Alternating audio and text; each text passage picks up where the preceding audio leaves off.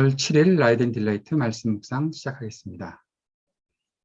신실하신 주님, 은혜가 풍성하신 주님을 찬양합니다. 우리 마음을 열고 주님 말씀의 능력을 가득 채우기 원합니다. 오늘도 우리를 성령으로 충만하게 하여 주옵소서. 주님의 나라와 권세와 영광을 바라고 의지합니다. 주님께 기도하며 주님과 동행하는 은혜를 누리게 하옵소서. 예수님 이름으로 기도합니다. 아멘.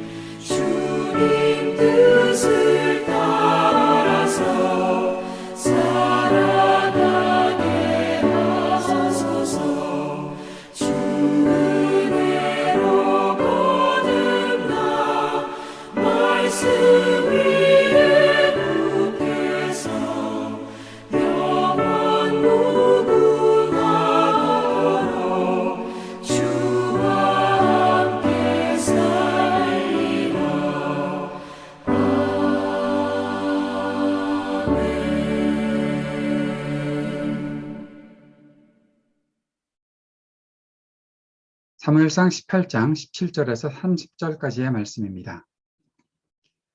사울이 다윗에게 이르되 내 맏딸 메랍을 내게 아내로 주리니 오직 너는 나를 위하여 용기를 내어 여호와의 싸움을 싸우라 하니 이는 그가 생각하기를 내 손을 그에게 대지 않고 블레셋 사람들의 손을 그에게 대게 하리라 함이라. 다윗이 사울에게 이르되 내가 누구며 이스라엘 중에 내 친족이나 내 아버지의 집이 무엇이기에 내가 왕의 사위가 되리이까 하였더니 사울의 딸 메랍을 다윗에게 줄 시기에 몰랏 사람 아드리엘에게 아내로 주었더라. 사울의 딸 미갈이 다윗을 사랑하며 어떤 사람이 사울에게 알린지라 사울이 그 일을 좋게 여겨 스스로 이르되 내가 딸을 그에게 주어서 그에게 올무가 되게 하고 블레셋 사람들의 손으로 그를 치게 하리라 하고 이에 사울이 다윗에게 이르되 내가 오늘 다시 내 사위가 되리라 하니라. 사울이 그의 신하들에게 명령하되 너희는 다윗에게 비밀히 말하여 이르기를 보라 왕이 너를 기뻐하시고 모든 신하도 너를 사랑하니 그런즉 내가 왕의 사위가 되는 것이 가하니라 하라. 사울의 신하들이 이 말을 다윗의 귀에 전하매 다윗이 이르되 왕의 사위 되는 것을 너희는 작은 일로 보느냐 나는 가난하고 천한 사람이라 한지라. 사울의 신하들이 사울에게 말하여 이르되 다윗이 이러이러하게 말하더이다 하니 사울이 이르되 너희는 다윗에게 이같이 말하기를 왕이 아무것도 원하지 아니하고 다만 왕의 원수의 보복으로 블레셋 사람들의 포피 100개를 원하신다 하라 하였으니 이는 사울의 생각에 다윗을 블레셋 사람들의 손에 죽게 하리라 함이라. 사울의 신하들이 이 말을 다윗에게 아뢰매 다윗이 왕의 사위가 되는 것을 좋게 여김으로 결혼할 날이 차기 전에 다윗이 일어나서 그의 부하들과 함께 가서 블레셋 사람 200명을 죽이고 그들의 포피를 가져다가 수대로 왕께 드려 왕의 사위가 되고자 하니 사울이 그의 딸 미갈을 다윗에게 아내로 주었더라. 여호와께서 다윗과 함께 계심을 사울이 보고 알았고 사울의 딸 미갈도 그를 사랑하므로 사울이 다윗을 더욱더욱 두려워하여 평생에 다윗의 대적이 되니라. 블레셋 사람들의 방백들이 싸우러 나오면 그들이 나올 때마다 다윗이 사울의 모든 신하보다 더 지혜롭게 행하며 이에 그의 이름이 심히 귀하게 되니라. 아멘. 사울은 다윗에 대한 질투심으로 다윗을 계속 전쟁에 내보내어 죽게 하려고 합니다. 그러면서 사울은 다윗에게 딸 메랍을 주겠다고 그렇게 말합니다. 그때 다윗은 왕의 사위가 되는 것을 사양했지요. 그런데 사울은 다윗에게 메랍을 주겠다고 하고서도 다른 사람과 메랍을 결혼하게 합니다. 사울에게 도대체 어떤 마음이 있었는지 가늠하기가 어려운데 다윗을 괴롭히려는 마음이 있었던 것이 아닐까 싶습니다. 그런데 그 메랍이 아닌 그 작은 딸 미갈이 다윗을 더 사랑하게 됩니다. 사울은 미갈과 다윗을 결혼하게 할까? 그래서 다윗에게 올무를 씌울까? 또 생각을 하게 되는 것이죠. 결국 다윗을 블레셋 사람들의 손에 죽게 하려고 싸움에 나가게 합니다. 블레셋 사람들의 포피 100개를 가져오라 라고 그렇게 말을 했던 것이죠. 온갖 수를 다 써서 다윗이 사울의 사위가 되는 것을 좋게 여기도록 그렇게 만들어가는 과정 내에서 얼마나 사울이 비열한 짓을 하고 있는지 볼 수 있습니다. 결국 다윗은 미갈과 결혼하기로 마음을 먹고 사울이 요구한 대로 전쟁에 나아가서 블레셋 사람들 200명을 죽이고 사울이 요구한 것에 2배의 성과를 올리고 사울에게 그 요구한 것을 가져다 줍니다. 그리고 미갈과 결혼하게 되지요. 사울은 다윗이 주님과 함께하는 사람이라는 사실을 알고 있었습니다. 오늘 성경에서는 그가 보고 알았다. 하나님께서 다윗과 함께 하신다는 사실을 그가 보고 알았다고 말하고 있습니다. 주님께서 다윗을 돕고 계시다는 사실도 알았죠. 그리고 미갈도 다윗을 사랑하고 있었고 또 많은 사람들이 다윗을 좋아한다는 것을 알고 있었습니다. 그런데 사울이 다윗을 두려워하지요. 다윗과 평생 원수가 됩니다. 많은 사람들이 좋아하는 사람, 그리고 하나님께서 사랑하시고 하나님께서 함께하는 사람, 그 사람을 좋아할 수는 없을까요? 왜 사울은 계속해서 다윗을 원수처럼 여기는 그 방향으로 자신의 마음을 작정하고 그쪽으로만 가고 있을까요?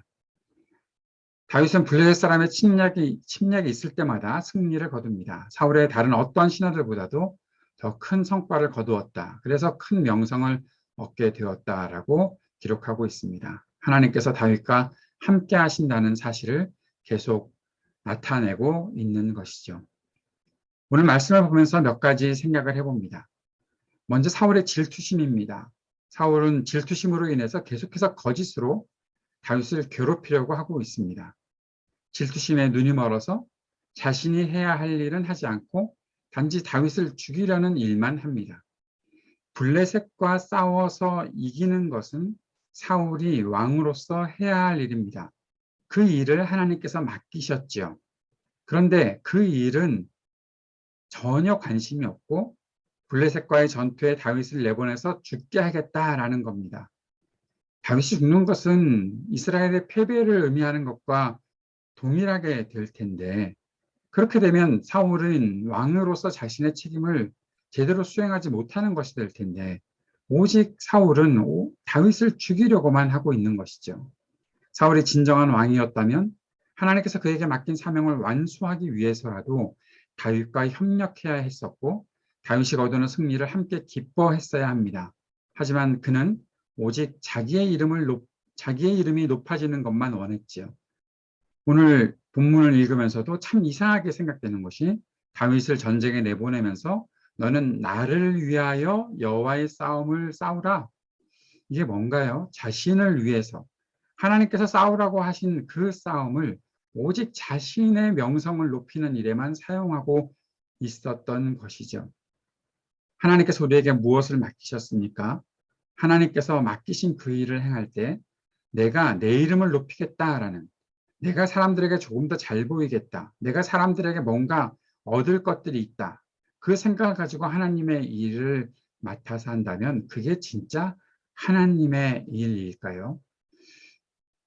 목사로서 저는 설교를 자주 하지만 설교를 하면서 내가 설교를 잘해서 내 이름이 높아지는 것, 그것을 원하고 있었다면 그것은 하나님께서 맡기신 일을 감당하는 태도는 분명히 아닐 것이라 생각합니다. 내가 내 이름이 나지 않더라도 하나님께서 하실 일을 그 말씀을 통해서 하시면 목사로서의 사명 다하는 것 아니겠습니까? 여러분의 삶의 자리에서도 마찬가지입니다. 하나님께서 여러분께 맡겨주신 그 일들을 그 온전한 책임을 다하고 최선을 다해 나간다면 그것이 하나님의 이름을 높이는 것이 되어야 하는 것이지, 내가 좀 더 나은 삶을 살려고 하나님께서 맡기신 일을 도구로 생각하고 있다면 그것은 잘못된 판단, 선택이 아닌가. 우리가 다시 한번 우리의 마음을 성찰해 볼 수 있는 기회가 되었으면 좋겠습니다. 또 한 가지 생각해 보는 것이 있습니다.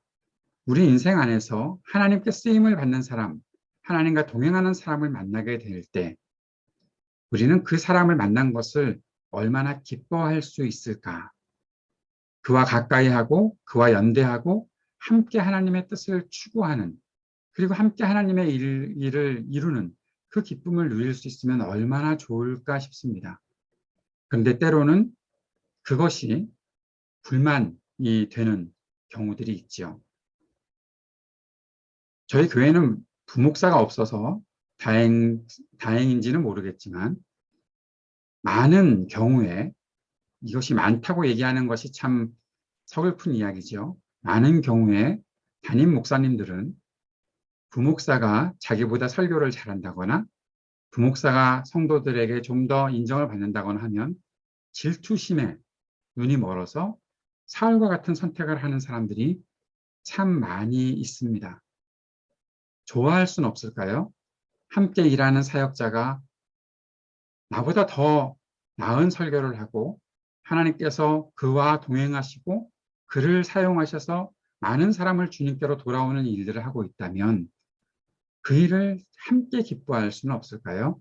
왜 그것에 대해서 질투와 시기심이 앞서는지, 그것 때문에 내 위치가 흔들린다라고 생각하는 것이 왜 먼저 앞서게 되는지, 우리 자신도 혹시 그런 사람들이 아닌지 생각해 볼 수 있었으면 좋겠습니다. 반대의 입장에서 하나님께서 나를 사용하셔서 나보다 더 윗자리에 있는 사람들보다 내가 더 많은 인정을 받고 내가 더 사람들에게 호감을 사고 그리고 하나님께서 맡기신 일에도 좋은 성과를 내었을 때, 그때 자신이 갖고 있는 그 마음가짐도 우리가 살펴보아야 하겠지요. 그리스도인으로 살면서 우리가 한 가지 갖지 말아야 하는 마음이 있다면 내가 누구를 이기겠다, 내가 누구보다 위에 서겠다, 내가 누구보다 더 많은 것들을 얻겠다라는 그런 생각을 하는 것은 우리가 멈추고 버려야 할 생각이 아닐까 싶습니다. 그런 생각 때문에 좋은 사람, 귀한 사람을 놓치는 경우가 참 많기 때문입니다. 사랑하는 여러분, 다른 사람에게서 좋은 점을 찾고 함께 기뻐하는 마음, 하나님의 뜻을 함께 이룰 수 있음에 더 큰 감사를 드릴 수 있는 우리가 되었으면 좋겠습니다. 오늘 함께 기도하면서 사람에게서 하나님의 뜻을 발견하고 협력하는 그런 마음이 우리 가운데 있게 해주십시오. 함께 기도합시다. 계속 우리가 중보하면서 이 땅의 전쟁이 그치기를 위해 기도하고 평화의 세상이 오기를 위해 기도합시다. 몸과 마음이 아픈 이들 긍휼을 베풀어 주시고 그들에게 위로와 소망이 되어 주시기를 위해 기도합시다. 이 땅의 청년들을 주님께서 긍휼히 여기시고 그들의 미래를 열어 주옵소서. 함께 기도하고 우리 하이브리드 3.0 교회를 위해서 기도하는 시간 가졌으면 좋겠습니다. 같이 기도하겠습니다.